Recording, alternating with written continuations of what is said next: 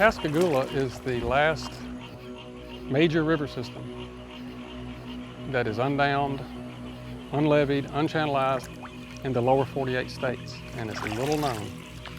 Pascagoula Basin really covers the southeastern quarter of the state of Mississippi. It empties out in the Mississippi Sound, which is Gulf of Mexico, between the towns of Pascagoula and Gautier.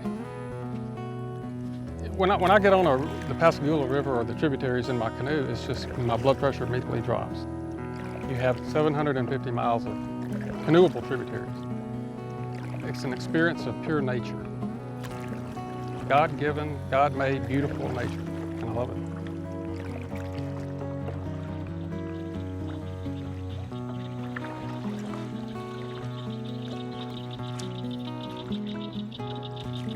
I'm a newspaper reporter and I'm a canoer. I've been canoeing the rivers of Mississippi for over 30 years, and I really have a special relationship with this river.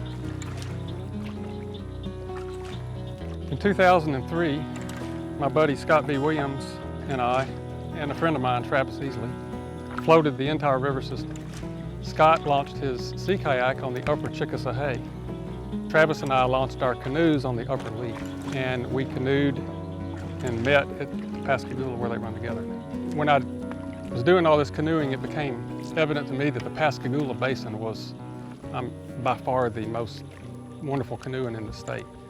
And I wrote a guidebook.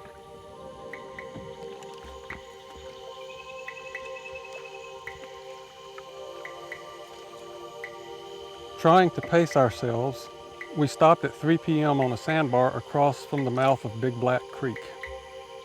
The best tributary, in my opinion, is Black Creek.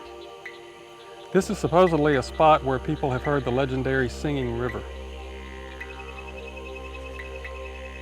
In 1727, the French governor Perrier said it sounded, quote, like a swarm of bees in flight. Judge Charles E. Chidsey described it as, quote, a roaring, murmuring sound that rose and fell. Mrs. Rodrigue, in her 80s, lived in the town of Pascagoula as a child. Quote, many times my dad would take my 2 older brothers and myself to the banks of the river to hear the Singing River. I heard it many times myself, and it was fascinating, she said. It was a singing sound, but not singing as such. It was repeated over and over, I guess from the floor of the river. I can still hear it. You can absolutely hear it, she said.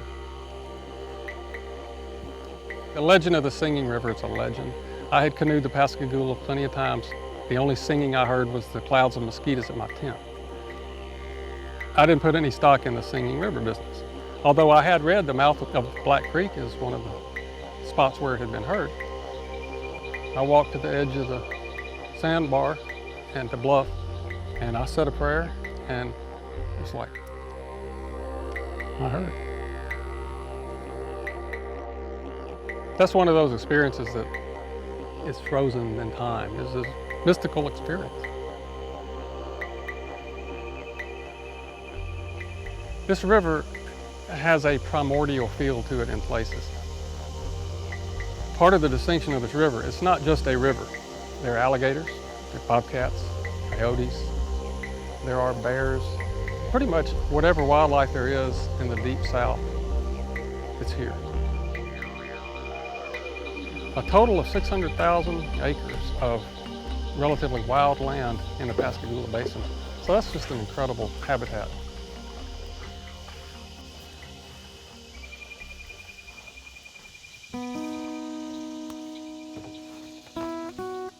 In recent years, the Department of Energy wants to suck 50 million gallons of water a day out of the Pascagoula River, hollow out a salt dome or a hole underground at Richton called the Richton Salt Dome, and able to store more oil. And then they would run the brine out offshore. Brine that's far more salty than ocean water, so it would create a dead zone potentially.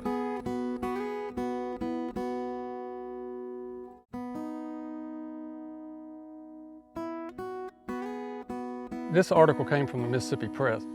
The plan is to store 160 million barrels of oil, and that would bring the nation's oil reserves to 1 billion barrels. I think that the people who come up with these ideas, either they don't know the significance of this river, or they don't care, which is scary.